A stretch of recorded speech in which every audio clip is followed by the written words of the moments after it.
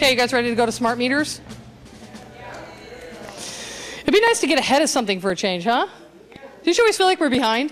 It already happened and now we have to, like, you know, be magicians or lawyers or something to fix it.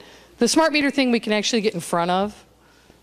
And the nice part about the smart meter thing is everybody hates them. My mom said in Walnut Creek,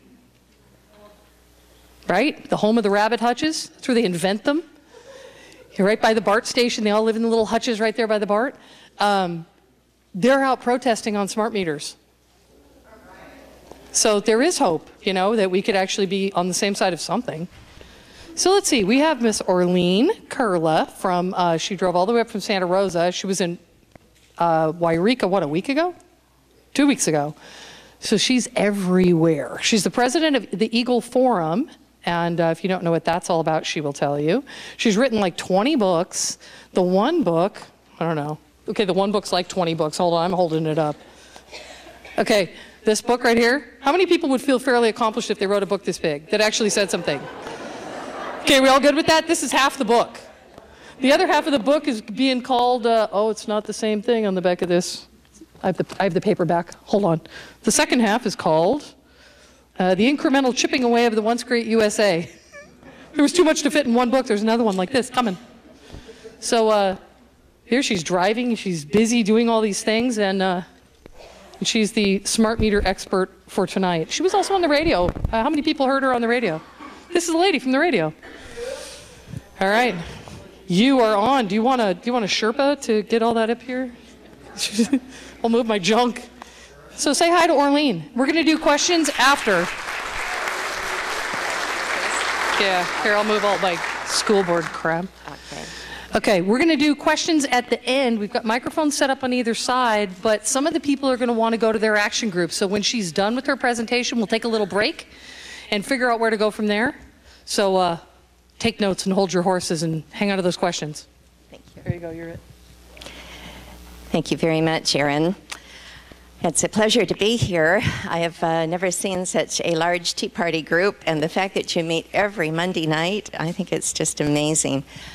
I think you should be very proud of yourselves. Just to give you a little beginning about Eagle Forum, and then I'll go into my talk. How many of you have ever heard of Eagle Forum? Good. How many of you have ever heard of Phyllis Schlafly?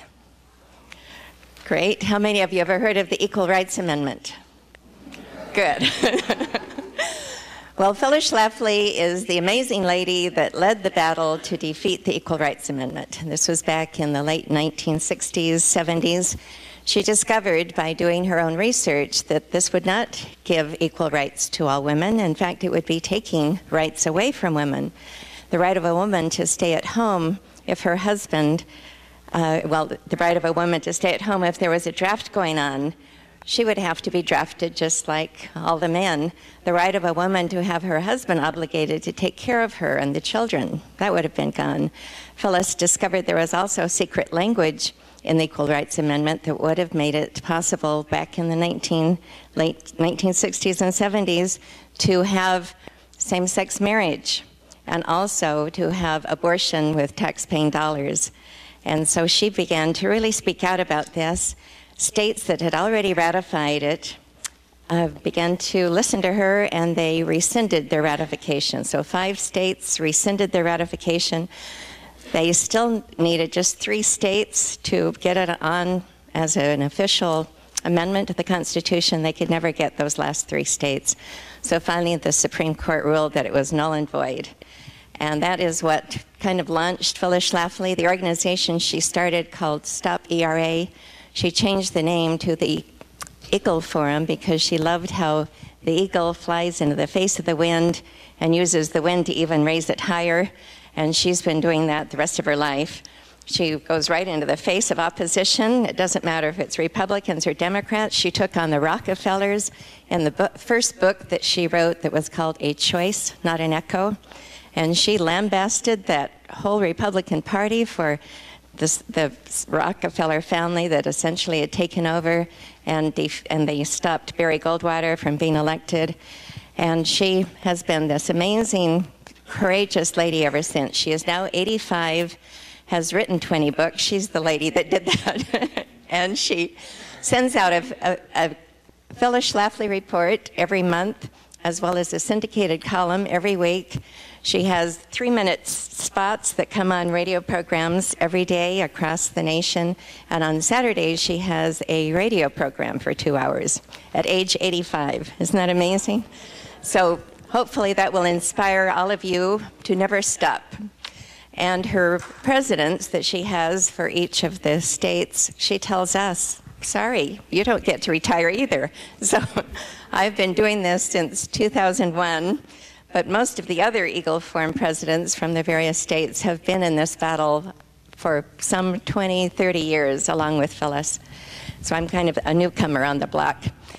But I have been holding Eagle Forum meetings in my home for 14 years, once a month. They're kind of like Tea Party meetings, but I'm so impressed that you do this every week.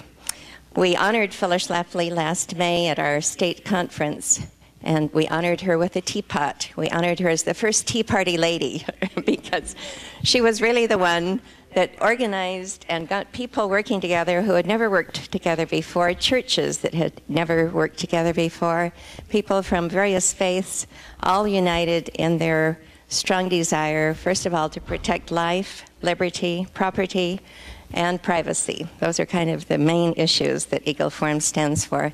But because Phyllis is this amazing, brilliant lady that stands for everything, her presidents are supposed to do the same thing. It's just awfully hard to keep up with her brilliant mind.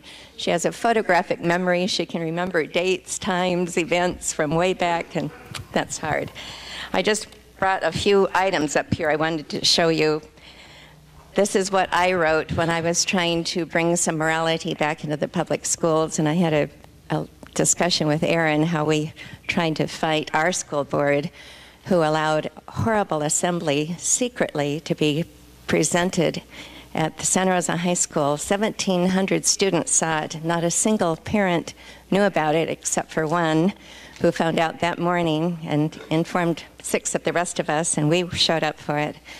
But unbelievable things are going on in school boards, and I tried to bring this, write this, to bring some morality back into the public schools. Most of the schools don't even know what the Golden Rule is anymore, even though that is supposed to be also an ed code that every day the children are to have the Pledge of Allegiance and recite the Golden Rule. The Golden Rule is to be taught in our public schools, but most kids only know the Golden Rule as he who has the gold rules.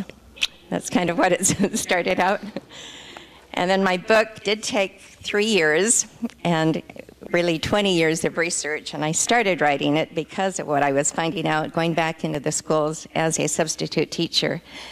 This is what is hot off the press. I started writing this in October when I found out about the smart meter, just in time to put a notice on my meter, and I'll tell you a little bit about that later on as well. I'm going to try to go into sustainable development, redevelopment, what's going on in every town, and I'm sure it's probably here in Reading too. This is all part of the same Agenda 21 sustainable development ideas. This is from Dr. Sten Monteith. Have any of you heard of Radio Liberty? He would be a great speaker for you if you could have him. He lives in Santa Cruz, where Agenda 21 first got started, and he has a radio show called Radio Liberty. He is a surgeon who decided, I'm going to give up my profession to try to save my nation. He broadcasts 5 hours a day. It goes all over. I think 55 stations pick him up, and he is an amazing source of information. This is what I received as a school teacher. It's called Sustainable America, a New Consensus, the President's Council on Sustainable Development that lovely Bill Clinton put out. And then just to let you know some of the other things that we keep fighting.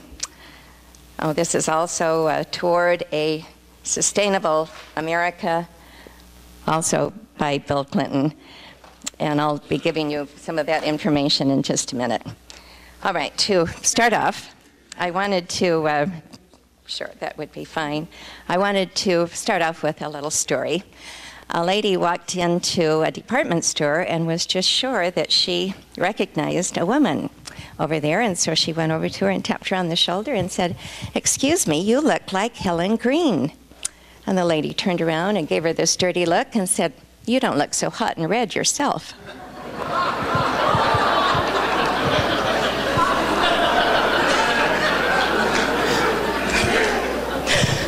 I'm glad you understood it.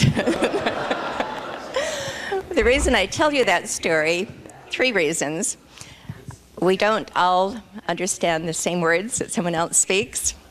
We especially don't know these words when they're coming from sometimes our Board of Supervisors, our Planning Commission.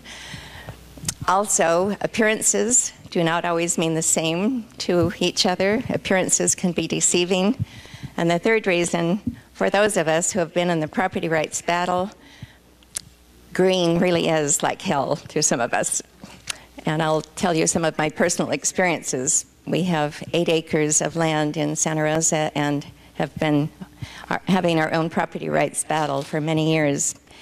And that is part of the agenda.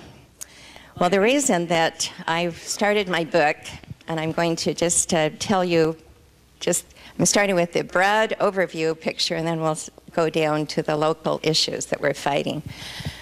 When I went back to substitute teaching 20 years ago, when my youngest, I have 6 children, 5 boys and 1 daughter. My youngest son was in the 6th grade, and I thought, well, I think I'll go back to teaching. That is when I discovered what is being taught in our public schools is no longer education. This is indoctrination, and especially concerning the green movement. At the time I found this out, environmental science was a class all by itself. Now environmental science has been incorporated into every class. You'll be teaching English, and the sentence that the children are supposed to pick out, what is the noun, what is the pronoun, is a green sentence about global warming. In math, you'll be teaching about how many trees this logger is cutting down. And instead of actually asking a math question, they say, how do you feel about those loggers cutting down those trees? You know, it's just unbelievable. And in the tests that the students have to take, there's the word problems are something to do with the green agenda. And even in an art class, I was teaching art, and the agenda was, the assignment was the students were supposed to make a thumbprint of something that they were really concerned about, just a tiny little picture. It was amazing how many of them were doing something about global warming, or something, how frightened they were, what was happening with the earth. And one boy had the earth melting into a mud puddle. So I said, this was a year ago in December, I wrote on the board, ClimateGate. And I said, you know, you're probably not used to your art teacher telling you anything about what's going on in the world, but I would like you to all go home and Google or use your whatever search engine you use and find out what this word ClimateGate means. I said, they have just discovered that top UN scientists have been sending emails back and forth that are essentially saying, please do not tell the truth about global warming. We can't let people know that really there isn't a high temperature. And some person hacked into these emails and spread it out to the public. And the top scientist in London was laid off for a while. He was mainly emailing to Mr. Mann at Pennsylvania, and he was laid off for a while. But essentially, they were cooking the books, and that's what I told the students. They are cooking the books about global warming. And the students said, well, why would they want to do that? I said, you'll find out whenever you have a question why, there is money involved.